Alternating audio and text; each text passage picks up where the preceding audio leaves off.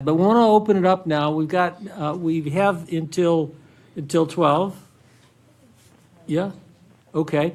And so let's try, in order to get as many questions on the table as possible, I think we'll maybe try to see how many are coming up and batch them if we need to. As we said before, short answers and short questions, concise answers, and we'll see what we can cover here. So, Veronica, you're first out of the gate. Thank you very much, Veronica with Boston University. Very, very interesting presentations from all of three that we heard in this session. Jude, I had a question for you, particularly based, and I like this a lot, you started with the recommendation of the 2012 report, and you based your kind of explanation on that and saying what has happened. The committee is charged by looking at what has happened since. And so I was interested in two questions. The first is, how much has USAID in funding increased for medicine quality assurance since the 2012 report? Is there any data that shows actually the investment in this area has increased? Because that's one of the recommendations. And we as committee, I think, should look at what has happened, had the report actually the effect what was the effect of the recommendations?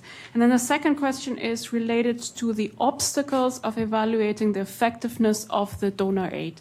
So I think you and me have discussed this in the past already, and based on your report that came out, you mentioned the difficulties of telling exactly which investment by donors have actually show the most promising results. And I wonder if you could say something to the committee in respect to that, because I think as a committee, we would like to be granular in our recommendation, not just saying increase donor investment, decrease, or whatever it is, but being very specific in where donor investment is probably most effective. Thank you. Good. Okay, that was two questions in one. Two bites at the apple there. Go ahead, Jude, concisely. Right. Thank you very much, Veronica. The very first one on how USAID funding has increased since 2012, specifically to post-marketing surveillance. So 2012 was the second year of the PQM program. We were in year 3. This is year 10. And so it was much early. It was a 110 million 10-year funded program. And how that works is that typically every year we propose work plans in agreement with the country as the lead. So the country is able to define what is important to them. And then we overlay that on the funding that is available from USAID to be able to implement activity those years. I would generally say that the funding related to post-marketing surveillance it grew from about 2010 and maybe got to its peak about 2013 or 14 and had really steadied off since then. And the reasons have been because, there was a great deal of buy-in, particularly from the President's Malaria Initiative. So most of the initial concerns had to do with ACT, the artemisinin combination, fixed dose combination anti-malaria. That was the first line for management of malaria illnesses in most according to WHO. So there was a host of effort to really understand that poor quality ACTs are not mitigating against those medicines that are procured. So, and again, there was also other global initiatives, including AMFM and several other ways to ensure that the procurement itself is keeping away from poor quality medicine. So there are multiple factors that have really helped to build this graph about funding, specific funding for post-marketing surveillance. And I think it's something that we can run the numbers because we have numbers based on activities that are funded. We can run the numbers and share that with the committee. And then a quick word. So basically, driven by a particular health problem interest, they got more. And just a quick word on evaluating donor effectiveness. Right. And so with donor effectiveness, and particularly when you say which donor investment had led to greatest impact, my short answer really would be the support that we get to provide technical assistance to manufacturers so that they can meet the WHO pre-qualification process, pre-qualification requirements for pre-qualification of priority medicines. Since 2009, we have about 32 products across several manufacturers that we worked with to achieve WHO PQ or either the active pharmaceutical ingredient or the finished dosage form, finished pharmaceutical preparation. And I think when you look at the kind of products that we're talking about, these are some of the products that are very vulnerable to supply interruptions. Some of them are low value, low commercial interest, and therefore it's really challenging to get manufacturers that are interested to go and invest in quality upgrades to be able to make those products.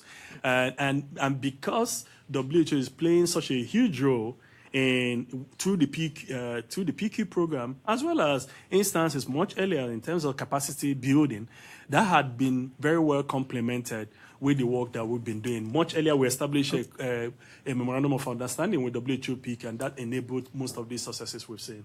Okay, good. Interesting. So what Dilip was asking from FDA companies are getting from USAID in terms of capacity building companies.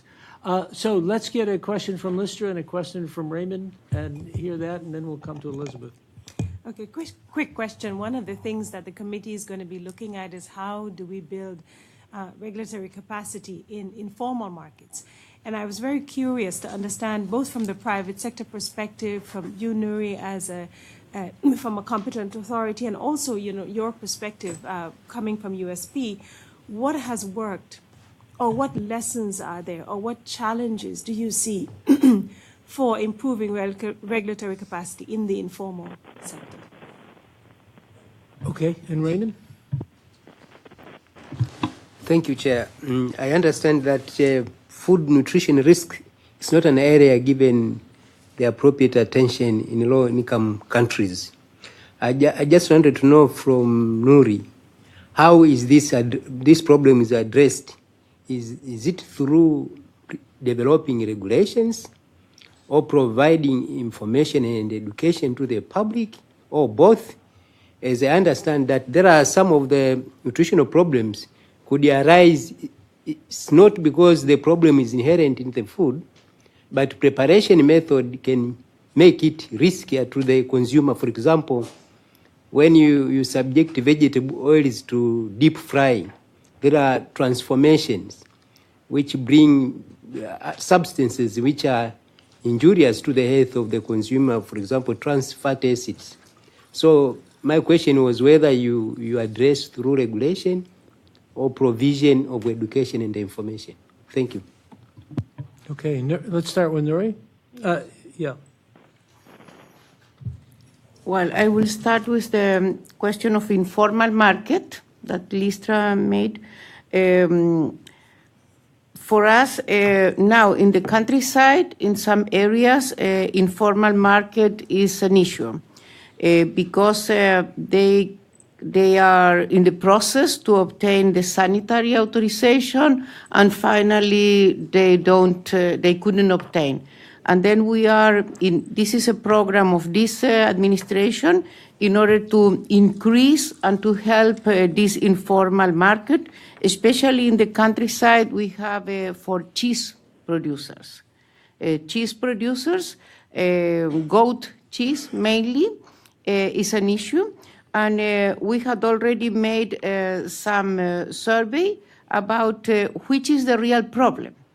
And we found that the real problem was not that this is recently, only from the last months, because this is a program that started with this new administration last March to improve rural agriculture and to improve rural life. This is the program. And you know that some of the survey said that to us that some of the problem is that they don't have any motivation to continue in the process to obtain the sanitary authorization. Any motivation. And why? Because anyway they could sell it. This was one of the answers. Anyway this could be sold. And on the other way, we found that they are receiving money, these small producers, from different government institutions, even if they don't have the sanitary authorization. Because some institution that is for development of rural affairs, that belongs to our ministry also, they give some bonus to help small producers without taking in account the sanitary authorization. Then the biggest issue was coordination of the government institutions. Then we started with some training with the Ministry of Health in the local regions and agriculture, and this rural affairs that is helping them, and we are now in the process. Then the problem is not money. The problem, a little bit of training, because they did not know how to make the risk analysis. Sorry, the HACCP. They don't know how to make the HACCP, and but finally it's more coordination. It's not always a real technical problem. For instance, we found some of these cheese goat makers that they have very well all the process room, because they had obtained money for the process room, but they did not have obtained money to make the flow diagram, money for training really, to understand how to make. Then they were very silly things. At least we had a survey of 220 of these smaller. This was an issue. And then could you just say a short word about Raymond's question on food nutrition risk? On the food nutrition risk, well, Chile now has a food law for all this advertisement in all the food. And that food law is under the Ministry of Health. Then what we are doing now with this communication campaign is first to teach the consumers how to understand these labels, because these labels are per gram and not per portion. And then the first thing is to teach them how to read the labels, and then we work together with a national program that is to reduce obesity, and they are the ones that are making the training in schools to the teachers. Then we are facilitating to health, to the Ministry of Health, and to the Ministry of Sports also, our communication tools in order to teach them. Great examples. Elizabeth and then Catherine. Yeah. Oh. Okay. And I think it's the one related to informal market. Is that correct? Yeah, just very quickly, I think it's a burden for most of these countries where we work, and a great deal of the population depend on medicines that they get out of informal market. And there has been several ways of addressing that. In literature, there is extensive work that MSA did several years ago with GATE funding, the ADO program, that also is one way of addressing it. But I think it goes back to the need to build the capacity of the regulatory agency, right, to really and allocate the appropriate resources for post-marketing surveillance. And in this instance, I'm not talking about testing product. I'm just talking about the whole gamut of things you could do in post-marketing. Because with that, they will have adequate resources. It's just that we have, it's an area of work where also perverse incentive comes in. Often it might not be as interesting to really spend time in country, going to these places. There are a lot of political issues. There are a lot of things that really burden the agency in being able to fulfill their mandate there, including resources. But I think as more and more we will build their capability, we'll see them do a lot more. One of the things that excited me while at the FDA was the number of maps, the manual for policies and procedures that FDA have in areas like evaluation and all that.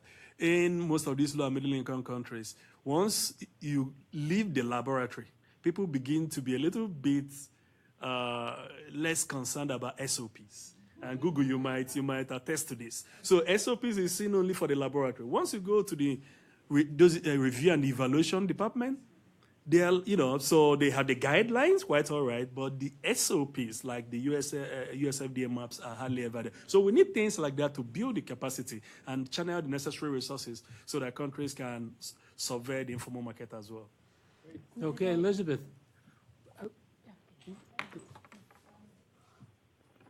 I just wanted to pick up on three things that Jude said, and two things that came up yesterday, and maybe it would provide a bit of an answer to Veronica's first question. So you mentioned the danger of one-off surveys as a substitute for surveillance, the need for ongoing surveillance, the global good of information, and the importance of leveraging the resources that we put into surveillance to understand as much as we can with the fewest possible resources.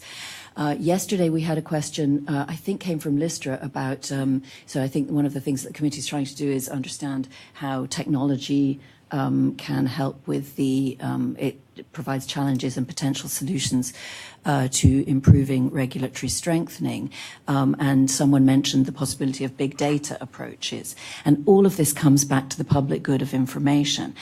Just for the information of the committee, and this is nothing to do with me personally, but the UK's Fleming Fund, which is a large fund which is looking mostly at antimicrobial resistance, has funded the World Health Organization's team for substandard and falsified medicines to implement in-country surveys.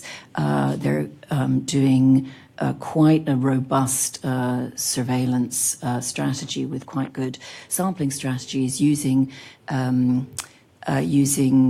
mystery shopper techniques and etc. to look at a number of antibiotics in 24 countries. Now that provides a Can we get to a question? Yeah, it's not a question. It's a point of information, actually. Okay. I just want people to be aware that that's going on because it provides a fantastic opportunity for some of the investments that absolutely need to be made in metadata, because we're not going to be able to do any big data analysis. You can do all the surveillance you want unless we've got metadata that are agreed and shared.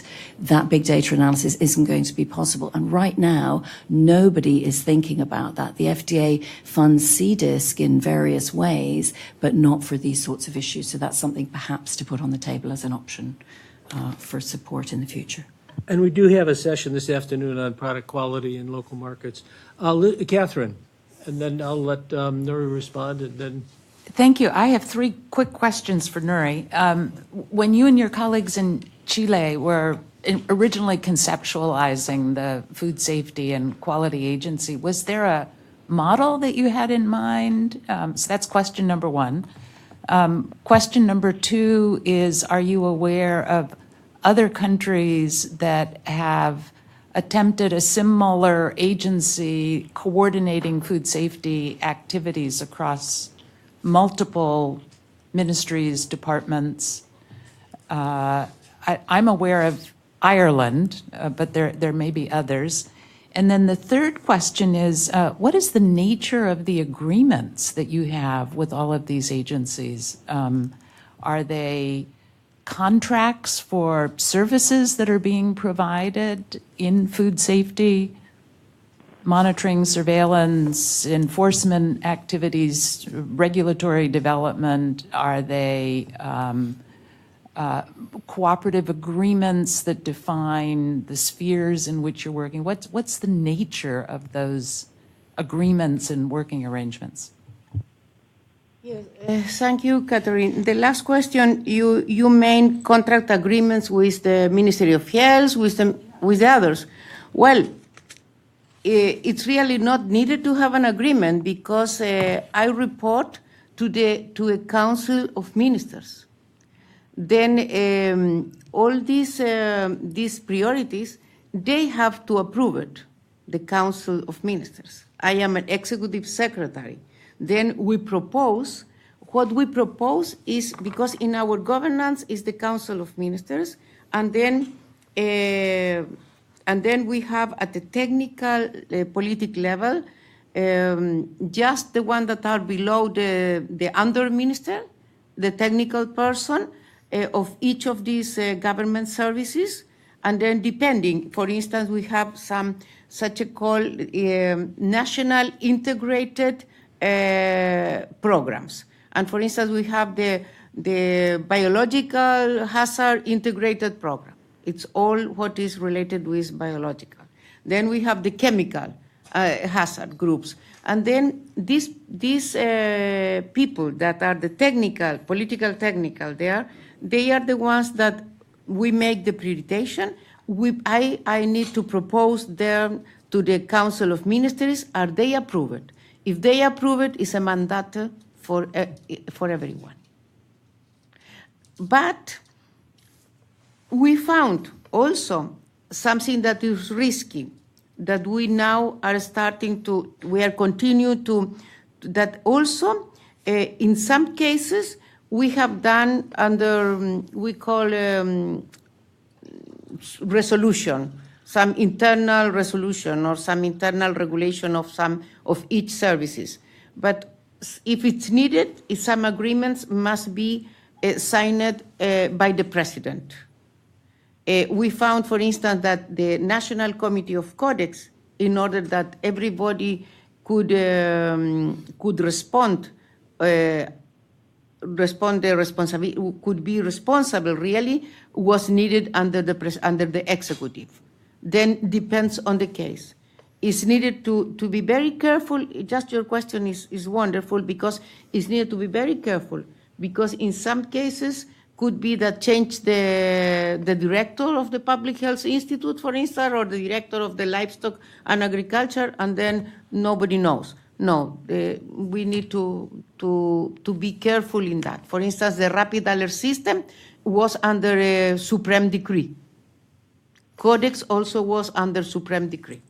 And did any country, back to the first two, Yes. any country inspire you, and any country's been inspired by you? Yes, many countries are now asking for us. Yes, well, really, I was the one that set the model in 2012. And my inspiration was the European Community. Of course, completely according, that was the model, but it's completely different because of the budget, but my idea was something that coordinate. And then we make it according to the needs of the country. Yes, that was the inspiration. The inspiration was that my inspiration was the model of to work together. The model was thinking that in our weakness, and the weakness are that we work isolated, that each institute look their own square meter, and then was needed some agency that looks for the country in a more wide, in a more generalist, like Dr. Rago said, that you mentioned yesterday. That were my inspirations, to do it according to the Chilean needs, because I am already more than 40 years of experience, then I know how has been the evolution. And many countries has been asking us. For instance, just now we obtain, because always for us is a problem, the budget, because as now you were talking about donors, as Chile is in the OECD countries, but we are the last one, but we don't have money, internal money. Then for us, the money, it's really a problem, because we don't receive money. From many, many years, we don't receive money from international offices. Even the agreements that I have with some international, like ICA, like FAO, we put the money from our government. Even we need to pay something even there. We lose money, but that is the way how we can work with international relations. We are not receiving money from donors. And that is why according that is really needed for us, we need to be efficient. It's a real need. It's not that we want it to be. It's a real need. Great message. Yes. Necessity, the mother of It's a innovation. necessity. It's a necessity. And who are the ones that using our model? For instance, through Codex, we are the chair for the CCLAC till 2020. The CCLAC is the Codex Committee for Latin American and Caribbean countries. And then through ICA has a program of assisting other countries in the region. We have been assisting Peru. We have been assisting República Dominicana and other countries. But now we obtained a big project to try to establish this agency in Ecuador. And this is a project from the Chilean ACCID, from the Chilean Cooperation Agency, that is money from Chile and that is for Latin American cooperation, and PNUD, the United Nations Development Program, but it's not the money that we obtain. This agency obtained money to Chile help other countries, not money to Chile. And then we obtained a project for Ecuador that we presented. We presented to the project because Ecuador was asking. Then we are starting just now in January start the program. So, great example, not only of creating a new model, but of also trying to multiply it. I think that we've really taken a lot from that. And Guyana also came to talk to me that they are looking money from BID, that if it's possible that we transfer the model to Guyana. Really good. Only 1 week ago came to my office. I am waiting for money. Okay. Well, I think some folks still may want to pick your brain after we break. I think I need to hand back over. There are a couple of badges that came up after I saw them, but I think I need to hand back. Let me encourage anybody who didn't get their questions answered to check with the panel. So Kathy and I were just confirming we could take a half-hour break for lunch and take these last 3 questions if everybody tries to keep their interventions and their answers pretty brief. So.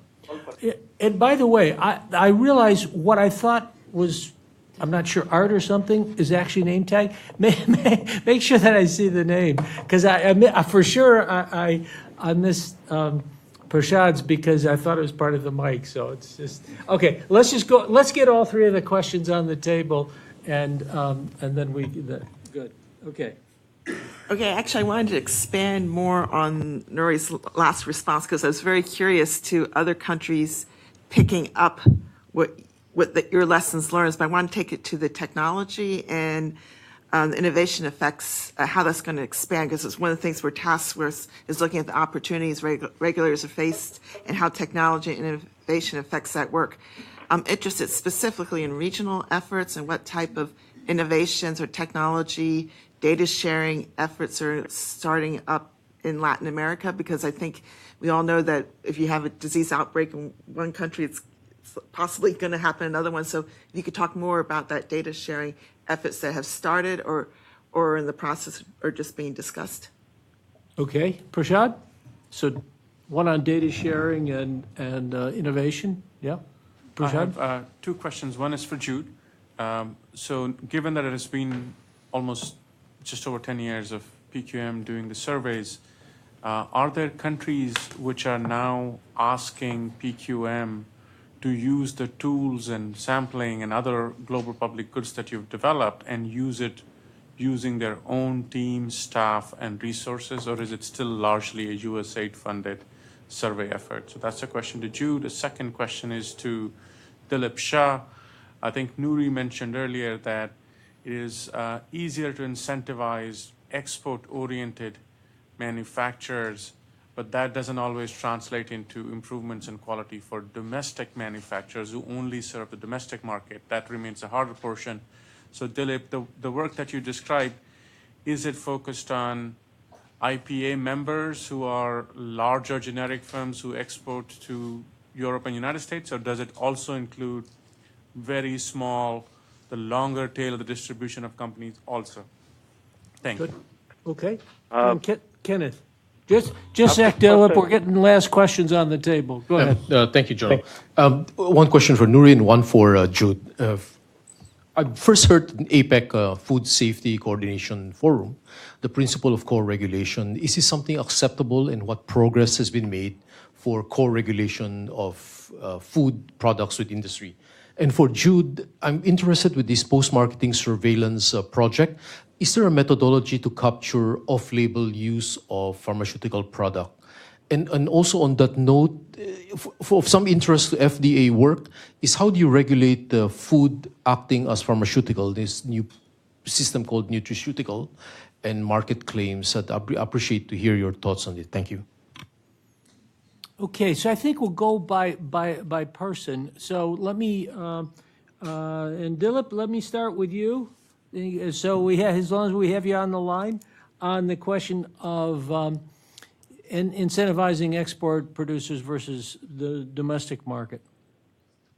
Dilip? Prashant, we address this issue in three ways. One, all our programs are open for non-IPM companies also. So everybody is welcome to attend to these programs. Number two, we are trying to strengthen, and that is the purpose why we get the regulators come in and attend these programs, so that Indian drug regulator for domestic market understands the way global regulators operate. And third, in our advocacy with the government of India, we request them to adopt a carrot and stick approach that incentivize small and medium entrepreneurs, companies, to comply with the regulatory standards, the global standards, and give them funding in order to do that. But if they don't, then use the stick and take a stricter approach. This has changed the scenario in the last 3 years, but we have still a long way to go. Thank you. Okay.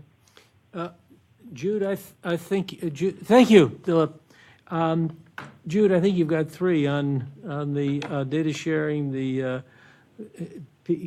local development on the PQMD, and nutraceuticals. All right. Thank you very much for that. I think one of the, and I will speak to the data sharing, Prashant question on the countries that are now using their own resources for quality surveillance. It's also very, very interesting. And I think the quick way to answer that is that we recognize that dependency that I talked about much earlier. So the early program was the NASEM quality, the early activity, not the program, overarching program, NASEM quality monitoring program. And countries were beginning to see that as it was belonging to us. It's our program, we come and implement. So we had to change gear at some point to risk-based post-marketing surveillance. As we speak now, more than 5 countries have adopted risk-based post-marketing surveillance. They've, agreed and accepted that post-marketing surveillance is a regulatory function that they should be conducting themselves. So they've taken over that. They now run their own annual quality surveillance activities, and multiple countries have been successfully been doing that. Ghana is one where they've run several surveys on the quality of oxytocin and several other products in their country. In Indonesia, we worked with them. The government not just runs these surveys once in a while, but they came out with a national policy that now enables them to sample products from even government health facilities. In Peru, we worked with the laboratory there, and over time, they built their own capacity that they started providing TA to neighboring countries. And indeed, actually suggested additional methods to the mini lab, which is a screening tool that is used so that you don't go as far as compendia test. In Pakistan, in Philippines, we had extensive progress in supporting the quality surveillance of TB medicines, and the government ultimately took over that themselves. In Nigeria, they came out with a national quality assurance policy. They've run several national quality surveys with their own funding. They are supporting, for the most part, most of their laboratories, their reagents, the consumables, and the equipment that they're buying. So most of these countries are graduating in terms of taking ownership. The challenges remain in terms of the other, much more challenging products that needs much more higher capability to analyze. And with regards to off-label, we don't work in regulating indication or label use. Incidentally, it's beyond our scope. Nur, I think there was a question on food safety. You had a third question? No. Claire's about Claire. Information sharing. Sharing in the region, you talked about how people were in other countries taking. I was curious about regional initiatives in informatics and data sharing.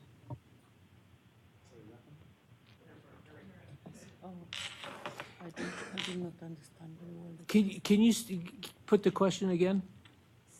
So one of the things that we've been challenged to look at is looking at challenges, opportunities facing regulators, and also how technology and innovation is affecting the work. And I know that a lot of countries are looking to the example of Chile. I was wondering how that's playing out in the region of Latin America. Are there any regional efforts being developed to share information on outbreaks, foodborne illness, and such in the region, or sharing laboratory data, et cetera? Yes, thank you. Yes, they are, as you said, there are many countries trying to make the same. And I could think that for GIPSAN could be a very good opportunity that this year will be in Chile, the CECELAC meeting, where is the Codex Latin America and Caribbean meeting, where they are all the representatives of all the countries. Maybe it's a good opportunity to organize something because, of course, some countries as Ecuador, Peru, Santo Domingo, El Salvador, there are many countries that they are requesting us how to set, then maybe they could be a good opportunity. And I wanted to add something of the question, the previous question that I forget that also is very important about this informal market, that according to our government program of this government, has been set the Department of Rural Affairs in the Ministry of Agriculture. It's a new department. And for the ones, for instance, that these informal small producers that cannot fulfill the requirement because of some infrastructure issue, we are setting cooperatives. This will be the model, to set cooperatives that they are the ones that they cannot do it by itself in order to fulfill the requirements and to fulfill this goal for us that we need to improve all the informal market. But this is a decision. And our Minister of Agriculture is talking quite a lot about modern cooperatives. That is not the old cooperatives. It's a model. They are partners, but not in everything. It's something like that, yes. Thank you. Thank you to our three-continent panel, to Nuri Grass from Chile, and Dilip Shah from India, and Jude Nwokey from Africa and now the U.S. Thank you. So thank you all, and thank you, Jono. I wanted to quickly say, obviously, we did go over, but if we could just take now a 25-minute lunch break and then come back here. You can bring your food back to this room, everybody. Lunch is laid out in room 105 around the corner, and we can start back here at 12:45 promptly. Great. Thank you.